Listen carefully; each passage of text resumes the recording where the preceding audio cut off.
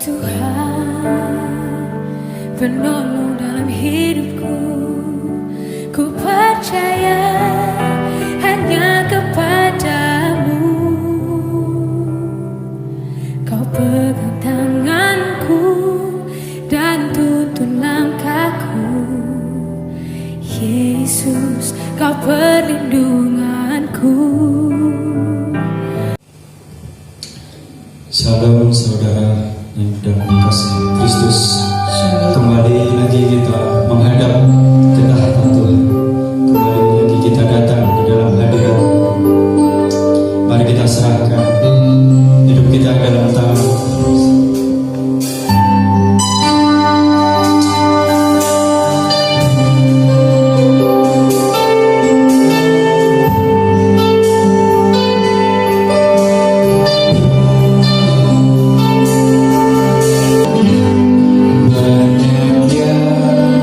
Kau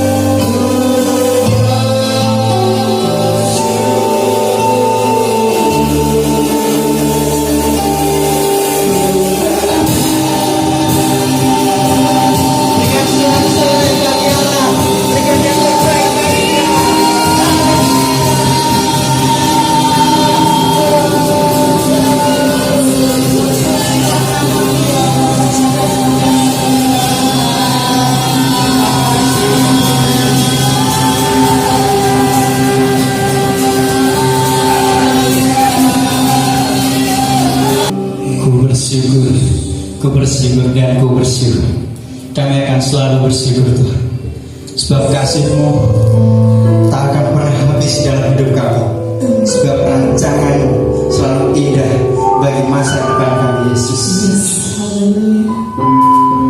Sekarang Tuhan, kami datang, kami sujud, kami menyembah, memuliakan, meninggikan nama-Mu. Kami siap bersorak, kami siap melompat, kami angkat tangan, kami akan berseru bahwa Engkau baik Tuhan. Tuhan Yesus baik. Amin. Rancangan-Mu adalah rancangan damai sejahtera dan bukan rancangan kecelakaan. Haleluya. Amin. Berikan sorak-sorai.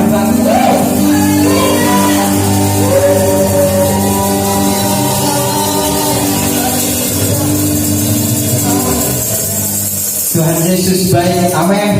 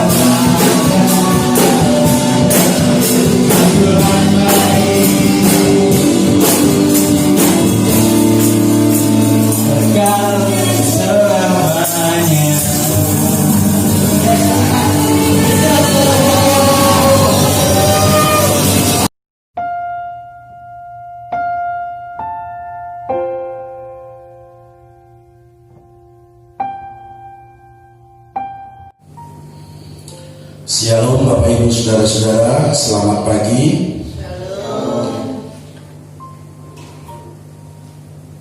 Pada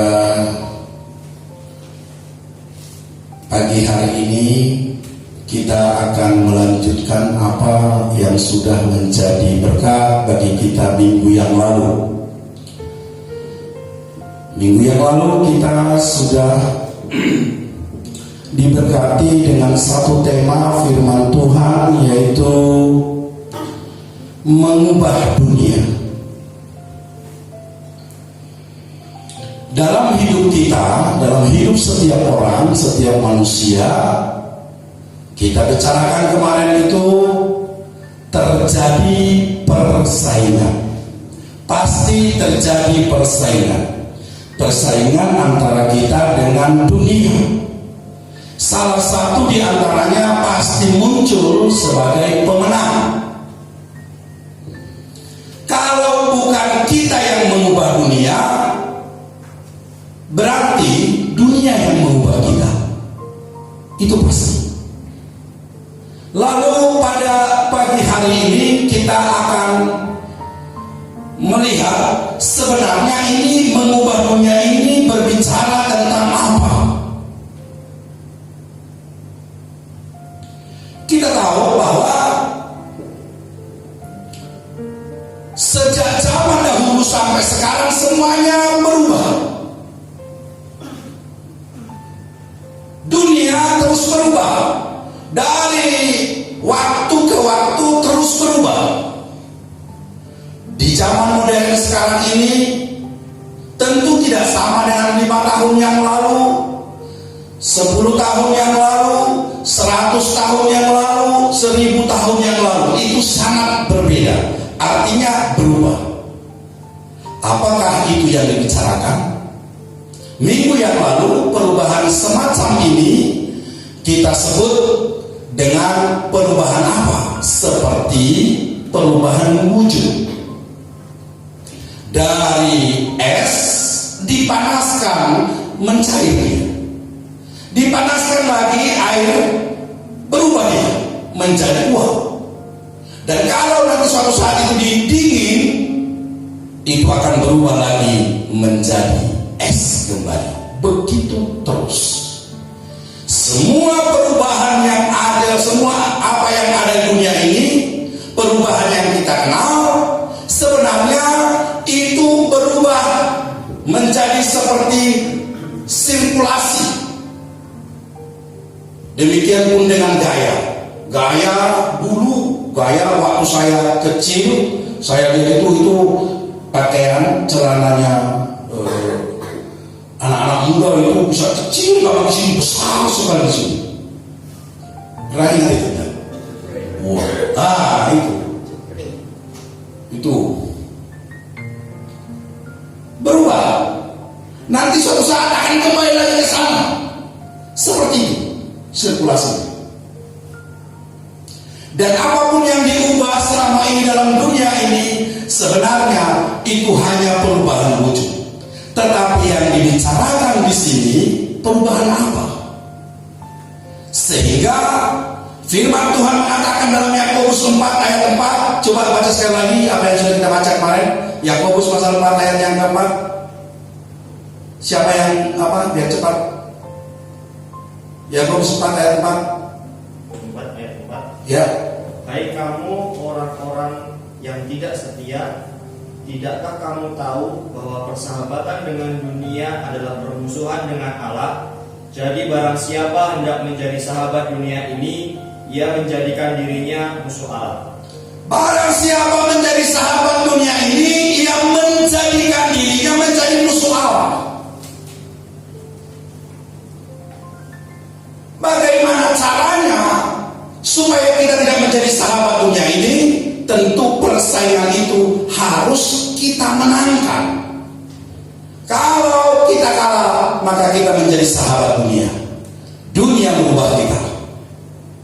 Nah, firman Tuhan berbicara bukan masalah perubahan wujud, tetapi firman Tuhan berbicara tentang perubahan ini adalah satu perubahan yang mendasar, yang sudah hilang, ditelan oleh dosa. Apa itu? Mendatangkan kerajaan Allah di muka bumi. Itu akan merubah dunia. Jadi perubahan apa? Mengubah dunia itu apa maksudnya? Maksudnya adalah mendatangkan kerajaan Allah di muka bumi. Datanglah kerajaanmu di bumi seperti di surga. Itulah yang diumumkan oleh Tuhan Yesus ketika pertama sekali di umur 30 tahun dimulai oleh Yohanes Pembaptis, bertobatlah karena kerajaan Allah sudah dekat. Dan Tuhan Yesus mengatakan saat ini digenapi bahwa kerajaan Allah sudah datang.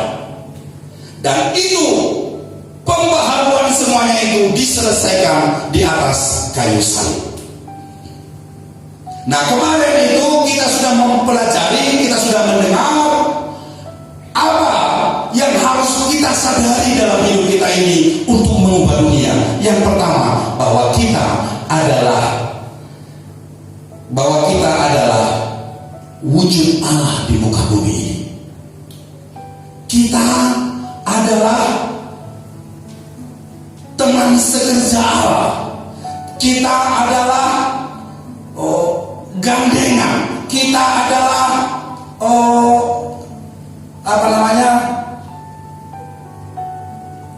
kita yang dilahirkan oleh benih ilahi.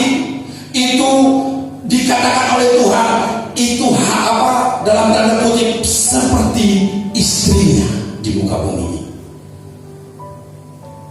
Kita adalah pasangan serasi dari Tuhan. Itu yang akan mengubah dunia. Itu yang akan mengubah sekeliling kita. Dan dunia, kata firman Tuhan, menantikan saat-saat anak Allah dinyatakan. Amin. Nah, sampai di situ saudara, mari kita sekarang perhatikan baik-baik. Pada pagi hari ini ada beberapa pokok yang penting untuk kita pelajari, untuk kita lihat saudara. Kita akan membaca dulu di dalam firman Tuhan 1 Korintus pasal yang keempat ayat yang ke-20.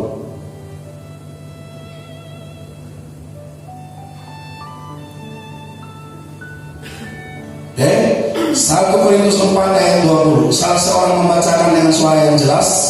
1 Korintus pasal yang keempat ayat yang ke-20. Sebab kerajaan Allah bukan terdiri dari perkataan, tetapi dari kuasa. Oke. Sebab kerajaan Allah bukan terdiri dari perkataan, tetapi dari kuasa. Sebab perkataan Allah, kerajaan Allah bukan terdiri dari perkataan, tapi dari kuasa. Jadi yang dibutuhkan sesungguhnya untuk mendatangkan kerajaan Allah di muka bumi ini dalam hidup kita, untuk mengubah dunia ini adalah kuasa. Perkataan itu baik, tetapi perkataan tanpa kuasa tidak ada sesuatu pun yang akan diubah. Tidak ada sesuatu pun yang akan diubah. Semuanya akan menjadi sama saja. Padahal manusia itu sejak awal dia memiliki satu potensi yang luar biasa. Coba lihat dulu Kejadian pasal yang ke-11. Kejadian pasal yang ke-11. Apa kata firman Tuhan tentang kemampuan yang dimiliki oleh manusia itu? Kita lihat Kejadian 11 ayat yang ke-6. Silakan dibaca. Dan ia berfirman, mereka ini satu bangsa dengan satu bahasa untuk semuanya. Ini barulah permulaan usaha mereka. Mulai dari sekarang, apapun juga yang mereka rencanakan, tidak ada yang tidak akan dapat terlaksana. Tidak ada yang tidak akan dapat terlaksana. Manusia itu memiliki potensi yang luar biasa yang diciptakan oleh Allah. Apapun yang mereka rencanakan bersama-sama tidak akan ada yang tidak terlaksana. Tetapi apapun rekayasa manusia, sekuat apapun rekayasa manusia, tidak akan ada yang mampu mendatangkan kerajaan surga di muka bumi. Dengar baik-baik. Tuhan mengajarkan kepada kita, apa yang ada di dalam dunia ini tidak akan bisa menciptakan atau mendatangkan sekecil apapun dalam kerajaan surga. Tidak akan bisa. Padahal untuk mengubah dunia ini, firman Tuhan berkata untuk mengubah dunia ini hanya satu yang diperlukan, yaitu datangkan kerajaan surga. Nah, sekarang bagaimana kita meresponnya? Kita adalah pasangan serasi dari Tuhan. Kita adalah perpanjangan tangannya di muka bumi ini. Dan hanya kepada kita diberi kuasa untuk mendatangkan kerajaan surga yang akan mengubah dunia ini. Kita melihat hari-hari ini, kalau Anda belajar, kalau Anda lihat sekarang ini, semua pintu-pintu sedang dibuka oleh Tuhan. Setiap hari, seandainya diekspos itu di media massa, setiap hari orang berbondong-bondong datang menyerahkan hidupnya kepada Tuhan Yesus. Luar biasa, luar biasa. Apa yang membuat itu terjadi? Karena kuasa yang direspon, yang diterima oleh anak-anak Tuhan, oleh pasangan serasinya Tuhan. Nah, itu yang saya katakan kemarin. Ada satu yang akan yang menjadi berkat bagi kita pada pagi hari ini. Bagaimana caranya supaya kuasa itu terjadi dalam kehidupan kita, dan kuasa itu mengerjakan sesuatu untuk mengubah sekeliling kita. Siapa yang ingat? Angkat tanganmu. Ayo, Meli. iPod surga. Ya. Saya membuat kata-kata ini. iPod surga. Apa yang dibicarakan di sini? Dengar baik-baik. Untuk kita bisa menangkap kuasa itu, maka Tuhan membuat kriteria dalam hidup kita. Kita sedang dibentuk menjadi iPod surga ini. Apa itu? Yang pertama adalah air. Untuk kita bisa menerima kuasa itu menjadi selang di tangan Tuhan, untuk kita bisa mengubah dunia ini, maka Tuhan katakan, kamu harus menjadi air. Ingat ketika Tuhan Yesus mengadakan perjalanan dengan para murid, dia sangat capek sekali karena panas terik. Kira-kira jam 12 malam sampailah dia di sumur yang digali oleh Yakub atau sumur Yakub. Lalu dia bertemu dengan seorang perempuan Samaria di sana. Dia mengatakan, berikan aku minum. Lalu perempuan itu mengatakan, itu masakan seorang Yahudi minta air dari seorang perempuan Samaria. Ini kan gak lumrah, ini gak baik. Selama ini ada gap di antara mereka. Lalu Tuhan Yesus mengatakan, seandainya engkau tahu siapa yang meminta kepadamu, niscaya engkau akan meminta air hidup kepadanya. Barang siapa meminum air yang kuberikan kepadanya, dia tidak akan haus lagi. Tapi sebaliknya, dari dalam dirinya akan mengalir aliran-aliran air hidup. Dirinya akan menjadi sumber air hidup. Sebenarnya Tuhan Yesus sedang berbicara tentang apa? Tuhan Yesus sedang berbicara tentang Roh Kudus. Inilah bagian yang pertama yang akan mengubah dunia. Roh Kudus. Dari dijelaskan di sana bahwa ada air yang datangnya dari selatan mengalir melalui bawah ambang pintu, mengalir. Dan ketika air itu mengalir, dihitung, baik itu baru semata kaki, lalu mengalir lagi semakin besar sampai ke lutut, mengalir lagi sampai ke pinggang, mengalir lagi sampai ke apa ini? Leher, dan mengalir lagi sudah tidak bisa lagi, itu harus berenang, dan terus mengalir, itu sudah menjadi laut, sudah menjadi danau, di mana di situ para nelayan memancing ikan di sana. Apa yang dimaksudkan oleh Yesus di pasal yang 47 ini? Dari bait suci mengalir aliran-aliran air. Dan firman Tuhan dikatakan dalam Yesaya pasal 47, nanti baca di rumah. Firman Tuhan katakan, kemanapun air itu mengalir, dia membawa kehidupan. Di semua aliran air itu akan terjadi kehidupan. Bahkan air asin, ketika dia terjang air asin itu berubah menjadi air tawar, berubah menjadi kehidupan. Orang mencari nafkah di sana. Tempat itu menjadi kesembuhan. Inilah yang firman Tuhan katakan yang terjadi dalam kehidupan anak-anak Tuhan.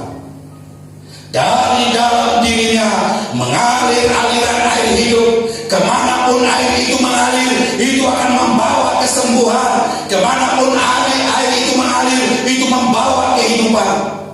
Dan dikatakan ketika Yesaya kembali, dia melihat sekeliling air mengalir itu. Di sana terdapat pohon-pohon yang berbuah. Ajaib, luar biasa. Di dalam kehidupan siapapun dia yang menerima Roh Kudus, dan Roh Kudus itu akan menjadi meterai keselamatan. Itu adalah meterai keselamatan. Tanda keselamatan dalam kehidupan kita. Tetapi tidak berhenti sampai di situ.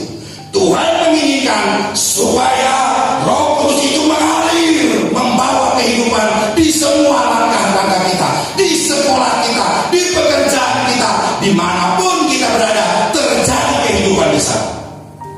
Tetapi dalam Yesaya pasal 47 ini dikatakan ada semacam rawa-rawa di sana yang Tuhan biarkan tetap asin.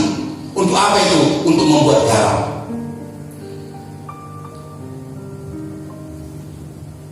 Terjadi perubahan. Dunia ini hanya bisa berubah oleh satu hal, yaitu Roh Kudus di dalam kita. Itulah yang mendatangkan kerajaan surga di bumi ini. Air itu mengalir. Jadi tanpa Roh Kudus itu, tidak akan bisa ada yang diperbuat oleh anak-anak Tuhan. Gak bisa, Bapak.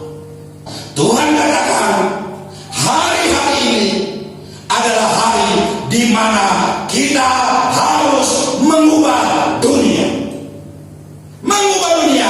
Biarkan Roh Kudus mengalir. Kita harus menjadi air yang membawa kehidupan.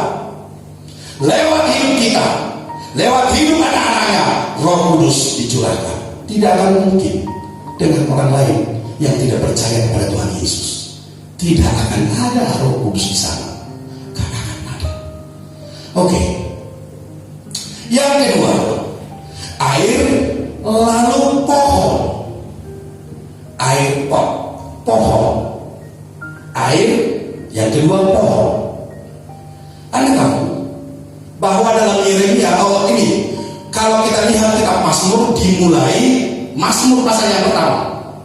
Mazmur yang begitu terkenal ini itu dimulai dari pasal yang berbicara tentang pohon. Coba lihat Mazmur 1 ayat yang ketiga.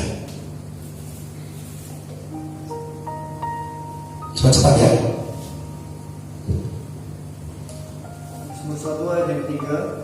Ia seperti pohon yang ditanam di tepi aliran air, yang menghasilkan buahnya pada musimnya, dan yang tidak layu daunnya, apa saja yang diperbuatnya berhasil. Iya.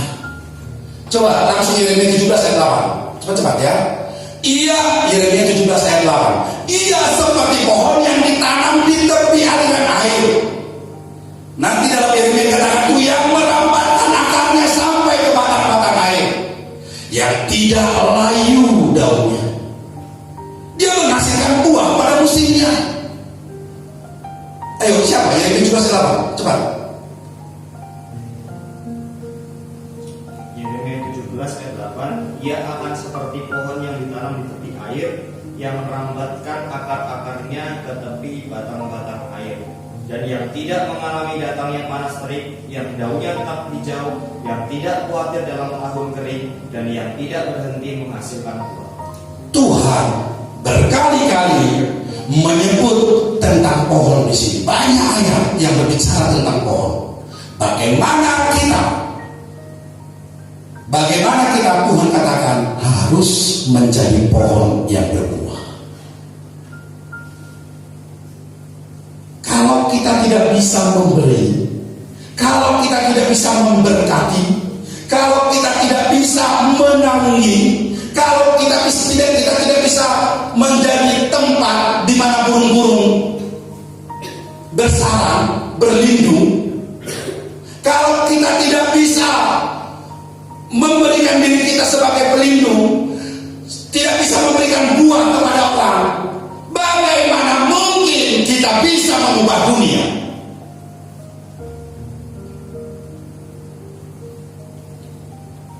Tuhan mengatakan kepada orang kaya itu, kepada murid-muridnya, lebih suka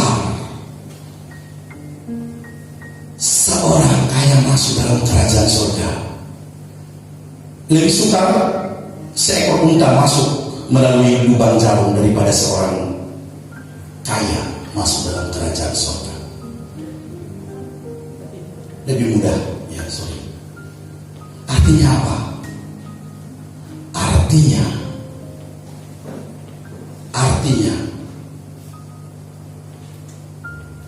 tidak akan ada orang yang kaya masuk dalam kerajaan surga. Geger itu para murid itu. Kalau begitu siapa yang masuk surga? Coba kita lihat di masa lalu. Abraham kaya apa miskin? Kaya. Abraham, Ishak, Yakub, semua mereka adalah orang-orang yang kaya. Apakah mereka tidak akan masuk surga?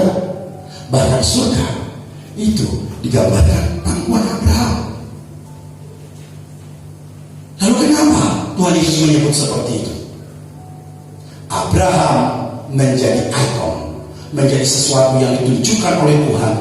Contoh seorang yang memiliki banyak uang, tetapi dia tidak disebut sebagai orang yang kaya.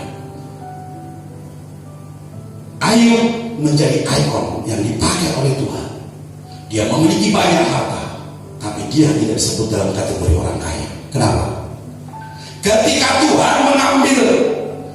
Tuhan mengizinkan si iblis mengambil semua kekayaannya Ayub, apa yang dia katakan? Tuhan yang memberi, Tuhan yang mengambil. Terpujilah nama Tuhan.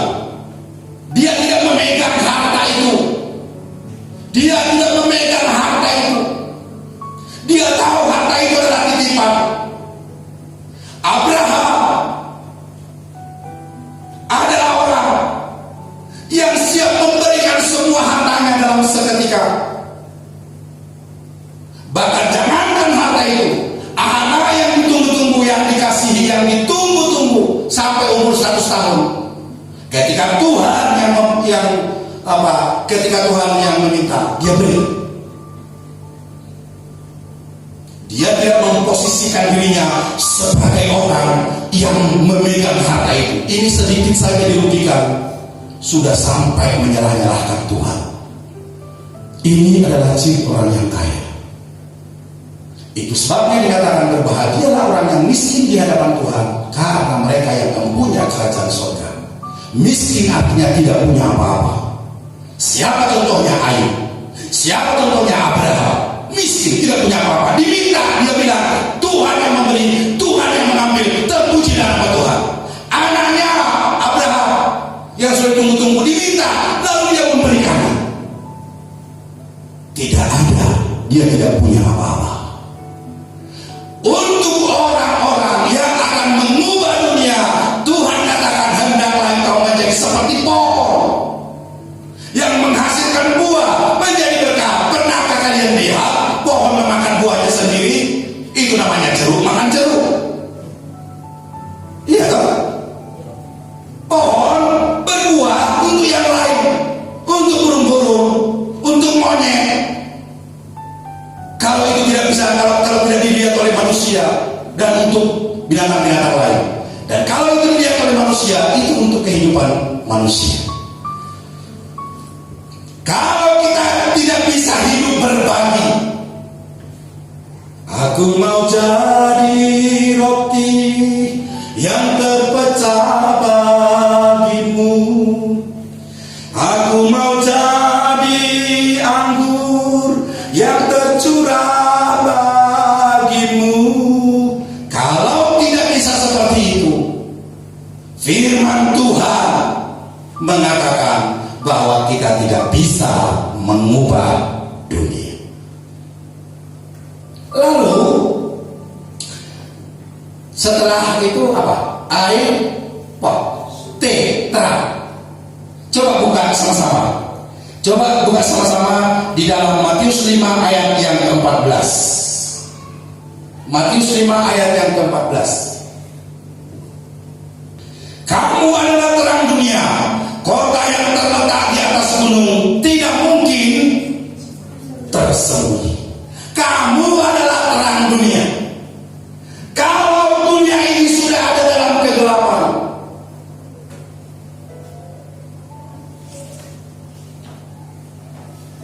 dan Yesus datang memberi terang. Kalau dunia ini ada dalam kegelapan, apa yang bisa dilakukan di dalamnya? Kecuali hanya penyakit. Lihat, nanti kalau apa, coba dulu kamu berjalan dalam gelap, tidak kelihatan apa-apa. Saya mau ke tempatnya Yohan. Sampai apa enggak? Kalau di sini sudah banyak istri. Kalau betul-betul apa, saya pernah dikasih uang itu betul-betul gelap, betul-betul gelap, tidak terlihat apa-apa. Bahkan sudah pakai sorot lampu sepeda motor, itu hanya 1 meter kelihatan karena berkabut, gelap sekali. Bisa nggak kamu sampai nanti lihat ke tempatnya Yohan kira-kira? Nggak bisa, dalam gelap bagaimana jalan? Mulai dihitung-hitung, ini rumahnya ini. Wah, kira-kira sekian lama. Sampai di depan rumahnya dia masih selamat. Ya kan? Tapi sampai di apa, lewat rumah merah, mulai jatuh kepalanya, benjol sebelah kiri. Sudah, demi saya bertemu dengan Johan, saya akan terus melangkah sampai depan batu, masuk ke gua. Waduh, di situ maaf ada kotoran anjing, dilibas saja sama dia. Dia apa ini?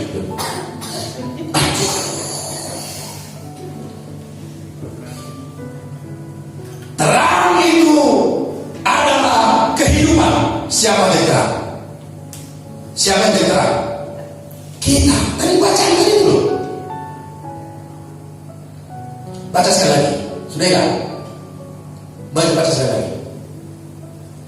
Kamu adalah terang dunia. Kota yang terletak di atas gunung tidak mungkin tersembunyi. Ya. Kalau ada gelap, lalu datang terang, siapa yang menang? Wah, hebat. Gelap melawan terang, yang menang itu gelap. Hah? Kapan terjadinya? Pernahkah kalian melihat gelap bisa melawan terang? Tidak bisa. Datangkan lilin. Atau yang paling daripada habis-habisan, daripada saya hancur-hancuran, saya Sudah, saya ke tempatnya Jesse aja. Paling ceduk sekali lagi. Jesse pinjam lampu sentermu. Dipinjam aman. Wah, ini lampu senter ini kok nggak bisa ya? Kalah dengan gelap ya? Nggak mungkin. Cetek lah jalan. Tidak terang untuk di jalan. Kamu adalah terang. Bagaimana hidup kita menjadi terang, menerangi di sekeliling kita. Itu yang Tuhan katakan. Untuk kita bisa mengubah dunia, hidup kita harus menjadi terang. Dan terang itu tidak pernah ada terang lampu dibuat di bawah tempat tidur. Ini lampu dibuat tempat tidur, di bawah tempat tidur aja. Saya tidak membutuhkan itu. Dihidupkan lampunya, ditutupi pakai gantang. Itu namanya kebodohan. Melihat, semua melihat. Mungkin hari ini sekeliling kita tidak menyadari bahwa kita ada menjadi terang, tapi suatu hari dia akan menyadari, dia akan melihat bahwa mereka sedang berjalan. Karena terang ada di antara mereka, hidup kita menerangi, maka mereka berjalan dalam terang. Mereka tahu apa yang harus dilakukan. Dengar baik-baik ini. Sadar atau tidak kita sadari, sesungguhnya kita ditempatkan oleh Tuhan dimanapun kita berada menjadi terang dan tidak akan tersembunyi. Untuk mengubah dunia, hendaklah terang kita semakin bercahaya. Kalau kita sudah tidak bisa lagi menjadi terang di tempat kita, maka goodbye, tidak akan ada perubahan. Kita mau menjadi terang. Oke, nanti kita akan bicara satu-satu khusus masalah ini. Lalu apa setelah itu? Sul, ya, sul. Itu suluk. Mari sama-sama kita buka. Apa rencana Tuhan? Bukalah Yakobus 1 ayat 18. Yakobus pasal 1 ayat yang ke-18. Begini dikatakan di situ, atas kehendaknya sendiri Ia telah menjadikan kita oleh firman kebenaran, supaya kita pada tingkat yang tertentu menjadi anak sulung di antara semua ciptaannya. Menjadi anak sulung di antara semua ciptaannya. Kalau kita perhatikan Roma pasal 8 ayat 23, di sana dikatakan, dan bukan hanya mereka saja, tetapi kita yang telah menerima karunia sulung roh, kita juga mengeluh dalam hati kita sambil menantikan pengangkatan sebagai anak, yaitu pembebasan tubuh kita. Nah, dari dua bacaan ini sebenarnya masih banyak.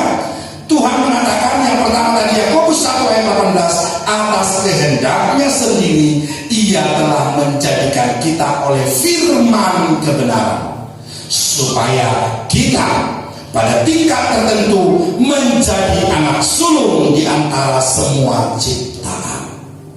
Kita dilahirkan, kita dibentuk oleh firman kebenaran. Menjadi apa? Menjadi yang sulung di antara semua ciptaan. Ngerti sulung?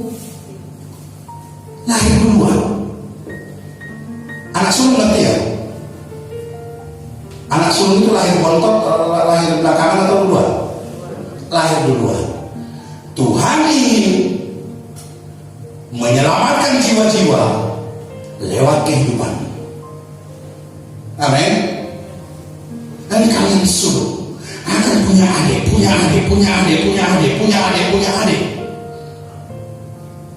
Tuhan ingin supaya kita menjadi saluran berkat-Nya, menangkap apa yang surgawi, mendatangkan kerajaan surga di bumi ini. Kita dibentuk oleh firman Tuhan menjadi yang sulung, dan kita akan memiliki lagi, lewat kita akan ada jiwa yang dimenangkan, jiwa yang dimenangkan, jiwa yang dimenangkan, jiwa yang dimenangkan. Itu adalah rencana Tuhan. Tetapi begitu sulitnya Tuhan membentuk kita. Arahnya ke sana, kita berbelok. Arahnya ke sana, kita berbelok ke kiri. Kita berbelok ke kanan. Dan itu tidak mencapai sasaran. Itu yang disebut dengan dosa. Dosa membawa kita kehilangan arah, sehingga kita tidak bisa menjadi yang sulung di antara ciptaan. Tidak akan melahirkan lagi, tidak akan dilahirkan anak-anak rohani lewat kehidupan kita, menjadi adik-adik, menjadi orang-orang yang diselamatkan, jiwa-jiwa yang diselamatkan, karena kita tidak bisa menangkap apa yang dari Tuhan. Kita menjadi anak sulung. Itu rencana Tuhan. Dan yang terakhir apa? Garam. Apa itu garam? Garam. Mari sama-sama kita lihat. Kalau ini sudah sangat hafal. Mari kita lihat satu saja. Matius pasal 5 ayat yang ke-13. Matius pasal 5 ayat ke-13, kamu adalah garam dunia. Jika garam itu menjadi tawar, dengan apakah ia dihasilkan? Tidak ada lagi gunanya selain dibuang dan diinjak-injak orang. Garam itu sangat berguna. Bayangkan makanan tanpa garam, sayur tanpa garam, bayangkan. Hambar itu ibu itu sudah masak goreng ikan asin sudah 4 hari, 4 atau 5 hari, 4 hari. Saya makan kemarin itu udah basi apa enggak ini? Enggak bakal basi. Saya makan tambah enak. Asin, garam mengawetkan. Bagaimana kehidupan kita akan dipakai oleh Tuhan mengawetkan sekeliling kita, menghilangkan bau-bau busuk, menahan bakteri-bakteri. Bagaimana kita menjadi berfungsi seperti garam, membuat semuanya menjadi enak. Dan garam itu juga dipakai sebagai obat. Bagaimana kita menjadi obat di sekeliling kita. Ini adalah rencana Tuhan dalam hidup kita, menjadikan kita menjadi air pot surga. Ingat terus ini. Saya berpikir apa ya yang saya lakukan supaya ingat ini. Saya bolak-balik, gak dapatnya ini. Mungkin Anda akan mendapatkan yang lain. Itu semakin bagus. Nah, hidup kita dipakai oleh Tuhan untuk mengubah dunia. Selangnya ada di tangan Tuhan. Selangnya itu adalah kita. Mau disemprotkan kemana? Dan kita tahu bahwa apa yang bisa mendatangkan kerajaan Allah di muka bumi ini hanya satu caranya, yaitu kuasa, bukan perkataan. Perkataan itu baik, tapi kalau tidak dengan kuasa tidak bisa menghasilkan sesuatu. Tetapi perkataan yang mengandung kuasa itu akan merubah segalanya. Dan kuasa itu akan kita terima ketika kita betul-betul menjadi apa? Air pot surga. Dengar baik-baik. Engkau mungkin engkau berdoa, tetapi tidak terjadi apa-apa. Untuk mendatangkan kuasa itu, apakah engkau sudah memiliki ciri ini, air pot surga ini? Kalau tidak, jangan mimpi. Tidak akan mungkin ada kuasa keluar dari diri, nggak bisa. Karena Tuhan tidak akan melimpahkan kuasanya tanpa kapasitas. Dan kapasitas itu kita dapatkan ketika kita benar-benar menjadi air pot surga. Dan bagaimana kita menjadi air pot surga ini? Hanya satu caranya, dekat dengan Tuhan, mengarahkan hati kepada Tuhan, berjalan bersama dengan Tuhan, mau dirubahkan oleh firman Tuhan. Dirubahkan oleh firman Tuhan, kita akan mencapai tingkat ini. Dan pada waktu kita menjadi air, pada waktu kita menjadi pohon, pada waktu kita menjadi terang, pada waktu kita menjadi anak sulung, pada waktu kita menjadi garam, saat itulah dilimpahkan kuasa itu yang akan mengubah dunia. Amin. Kita berdoa. Amin Tuhan, kami mau makmur yang tercurah bagimu. Engkau sudah melakukannya bagi kami. Dan Engkau tahu Tuhan kami tidak mampu, tetapi firman Tuhan mengajarkan kami. Kami dilahirkan oleh firman yang hidup dan membuat kami menjadi ada dalam tingkat tertentu, menjadi berkat, menjadi sulung, menjadi berkat.